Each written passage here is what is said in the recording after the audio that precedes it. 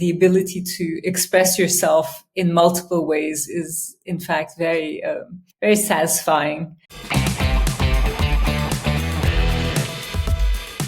You've talked about the genesis of your first book, Design the Life You Love. Could you tell a little bit about the story of what prompted you to write this and what was the challenge that this sprung from? First of all, thank you so much for having my books, and I love how you held them together. And and I want to, and I will write more books so that next time we speak, you could be your hands will be very full. Oh, I hope so. One, I hope we can speak again, and two, I hope my arms can be full of your books because they're so great. I mentioned my dad, and I want to mention him again. My dad, when I was in my 20s, he would tell me, Ayse, you need to write a book. In my 30s, Ayse, you need to write a book. In my 40s, same thing. And every time I would tell my dad, I'm a designer, Dad. Why would I write a book? And he would just say, just write a book. So I finally did listen to my dad, and he was right. The ability to express yourself in multiple ways is, in fact, very, very satisfying. And the way I came to it is I frankly had no intention. But, I love designing products, and I've designed, you and your listeners probably sat on something or held something that I designed in your hands and you didn't even know it, from office systems to potato peelers to toilets.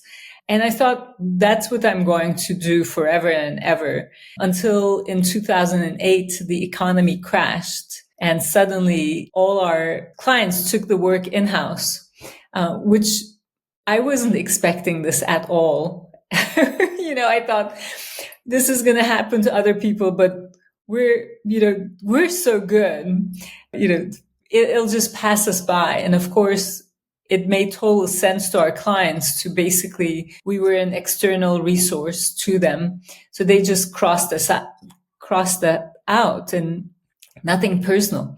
And for the first time in a long, long while, I found myself with nothing to do and no design, nothing to design, basically. And that was devastating because I thought, how come, people don't appreciate what I do? You make it immediately about yourself, right?